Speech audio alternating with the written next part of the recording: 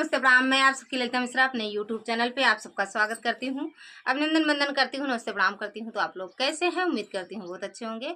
तो आज आप सबका बहुत ही प्यारा बजरंगबली भगवान का भजन सुनाऊंगी, तो आप लोग सुनना और जैसा भी लगे कमेंट बॉक्स में एक प्यारा सा कमेंट जरूर कर देना और अपना प्यार दुलार आशीर्वाद देना। जय हो बजरंगबली की।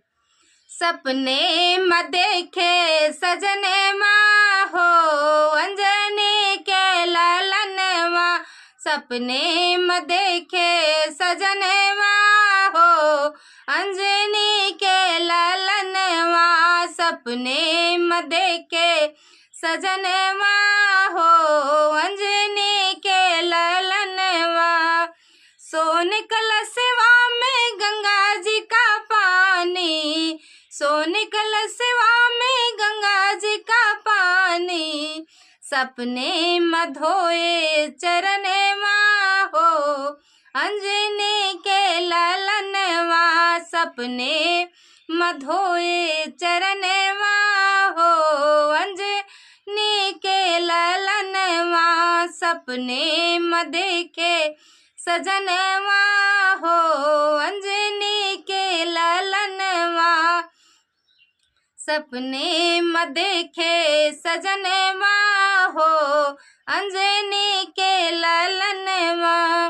कंदी मूल फल चुन चुन लाए, कंदी मूल फल चुन चुन लाए, सपने मजे में भोजनवा हो अंजनी के लालनवा, सपने मजे में भोजनवा हो अंजनी के लालनवा, सपने में देखे सजनवा हो अंजनी के लालनवा, सपने में देखे सजनवा हो अंजनी के लालनवा।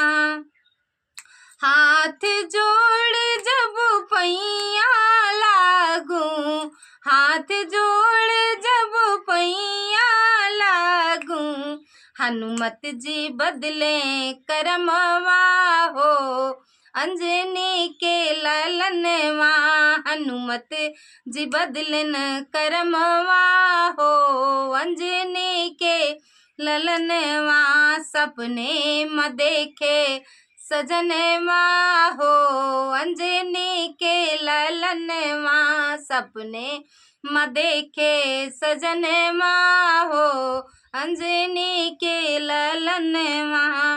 सपना अगर पिया साकार होते, सपना अगर पिया साकार होते, बन जाते हमरो जन्मवा हो अंजनी के लालनवा, सुधर जाते हमरो करमवा हो अंजनी के लालनवा, बन जाते हमरो करमवा हो अंजनी के लालनवा, सपने में देखे सजनवा हो अंजनी के लालनवा, सपने में देखे सजनवा हो अंजनी के लालनवा।